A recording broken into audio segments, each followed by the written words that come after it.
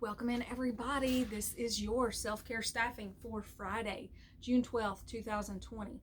I am Lou Pascal. I'm the school social worker in the Manchester City Schools in Manchester, Tennessee. I'm here to remind you that you are your most important client. If you don't find a way to treat yourself that way, life will find a way to prompt you to do it, and it probably won't be pretty. Whatever word applies to your situation, use that word to fill in that sentence, to complete that sentence. You are your most important blank, whether that is family member, client, patient, whatever word completes that sentence to remind you to put yourself at the top of your list. Whether you are in a helping profession as a teacher, social worker, school social worker, student support professional, if you're in the medical field, if you are a helping professional, if you are a spiritual leader, if you are a first responder, remember that yourself is your primary tool in your work.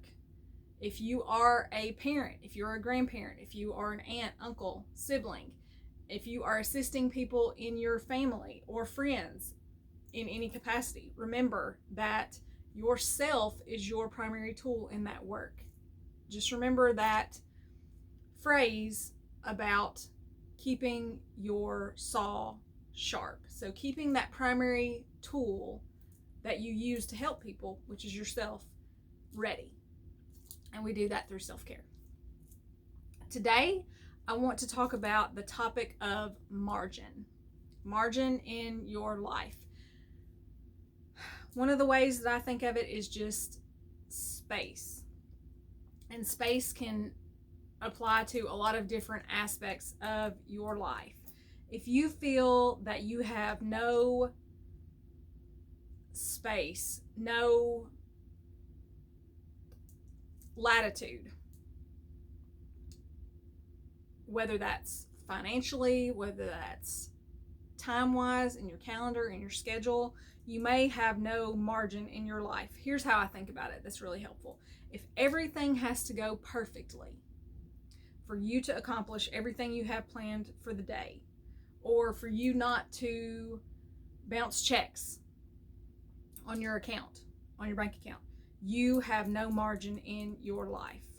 So if everything has to go like clockwork, and there's no room for error, there's no room for anything to run late, there's no room for mistakes, then you do not have a lot of margin in your life. Another way to think of margin is sort of a cushion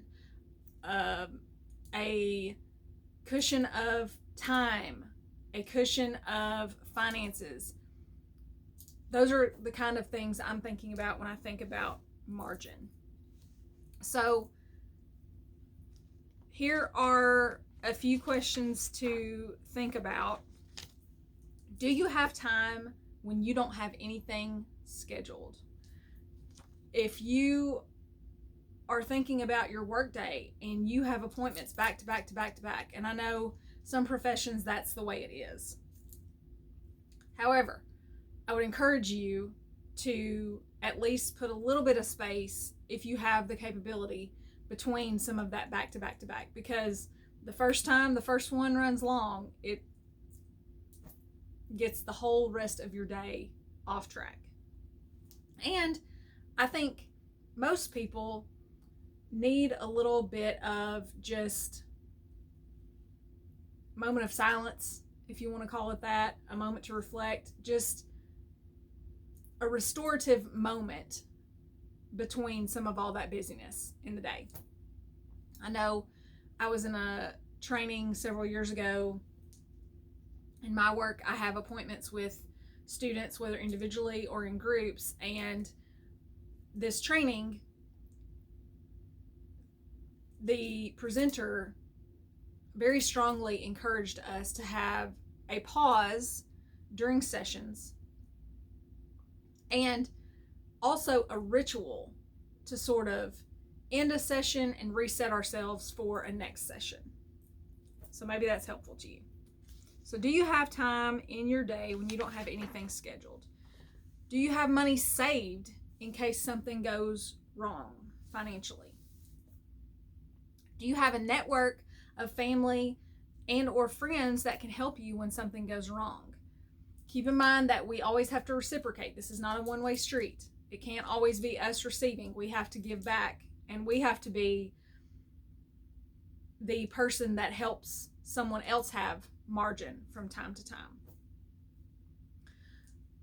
I think this is tremendously important for those of you raising children. And I, again, do not have children. I can't tell you what that's like. I have some good ideas because I've been working with kids for a lot of years and families. And I just have seen over the years that it is extremely important for you to have a network of people who can help you. Whether that is a family member that does some childcare for you from time to time, whether that is a friend that you really trust, whether that is paid childcare. It is important to have those people in place and to allow yourself to call on those people when you just are stretched entirely too thin. And I think that will be a big, big boost to your well-being as a parent if you have those people in place. So if you don't, I really would encourage you to give some thought to how you could kind of put those mechanisms in place. It could be, if you just need periodically through the week some downtime, some time to yourself, it could very well be your youth group that's age appropriate for your child at your house of worship. That is perfectly, that's a good mechanism for your child to be able to go and do something that's beneficial, and for you to also have some time to just refresh and rejuvenate. Just some thoughts. So here is the self-care check-in question for today. If you feel that you don't have margin in your life, what is one thing that you could do to ease things up a bit? If you don't have margin in your life, what is one thing that you could do to ease things up a bit?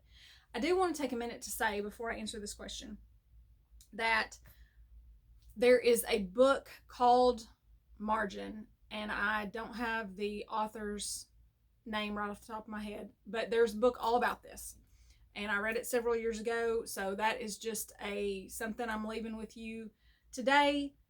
If you want to know more about this topic, if you want someone to expand on it more than I can in a short video to tell you what margin is, give you an idea of how that looks, maybe give you an idea of some suggestions of how you can bring more margin into your life, check into that book. It's called Margin. I know there's a subtitle, but if you put margin in a search engine, you will be able to find this book. So here's my answer. One thing that has helped me have more margin is relaxing a little bit about household chores. I spent a lot of years wanting things done a certain way, and truthfully, it really didn't matter. And I would rather have spent my time doing something I enjoyed. So the way that I have added some margin to my life is getting better at asking for help with household chores and not insisting that it has to be done my way. I promise you, the sky will not fall if the towels are not folded exactly the way that you think is right. If the toilet paper is not put on the right way, I don't even know what the right way is, truthfully, y'all. That's not something that I give any thought to. I know some of you have a doctrine of how to place the toilet paper on the roll, but I promise you, life will go on if you do not obsess about that and if you allow someone else to help you. So the quote for the day: she had chosen to talk with me, and she had structured her life so that other things would wait while she focused on what she deemed worthy. She didn't have to rush. That's an excellent definition of margin, is not having to rush. And that quote was from Laura Vanderkam, and the book was called Off the Clock, Feel Less Busy While Getting More Done. That's another great book to... Laura Vanderkam has a lot of great books about time management, about actually evaluating how your time is actually spent, because sometimes we think we're spending a whole lot of time on something, or we think we're not spending very much time on something, and when we actually chart it and track it, then we have a really good idea of where those minutes and hours go. So that's one thing. But Laura Vanderkam, she's a productivity person. She has books, she has a blog, she has a podcast. So you might want to consult her for some ideas about how to add margin to your life. But I'm going to read the quote again one more time.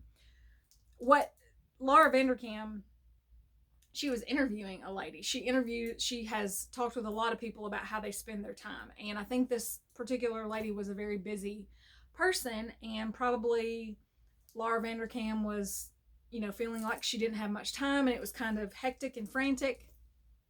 But when she encountered this lady, the lady was very calm, and Laura Vanderkam said she had chosen to talk with me, and she had structured her life so that other things would wait while she focused on what she deemed worthy. She didn't have to rush. The song that I want to leave with you today is from many years gone by. It is Lucky Old Sun by Jerry Lee Lewis. If you had nothing to do but roll around heaven all day, then you would have margin in your life.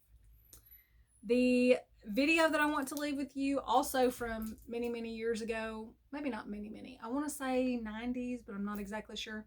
It was a movie called One Fine Day, and it had Michelle Pfeiffer and George Clooney.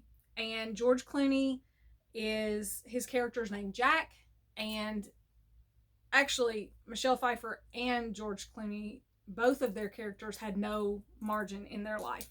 So the clip is Jack when he's very frantic about getting to what he needs to get to for the day, and he has his daughter, and she is having a tantrum about wanting to stay and play with some kittens. And so he really doesn't have time for his daughter's tantrum. But the question is, in the end, spoiler alert, he lets her get a kitten. And so my question is, did he get less margin by giving in and getting her a cat? Which that's probably a question that a non-parent would ask, because I'm sure in those moments you just do what you have to do to get your day back on track. But I really like the clip. Actually, both characters, as I said, have no margin, but they have no margin in different ways. Michelle Pfeiffer's character is a very rigid, type A, uptight, has a planner, has a watch, has a list kind of person. George Clooney's character is completely the opposite, and he's kind of has no margin because in my opinion, doesn't have any organization in his life and doesn't have any systems in place. And so it's just kind of a chaotic free-for-all all the time, I think. So please subscribe on YouTube if you want to continue to be aware of when I'm posting content about self-care. And if all hearts and minds are clear, I will see you back here next week.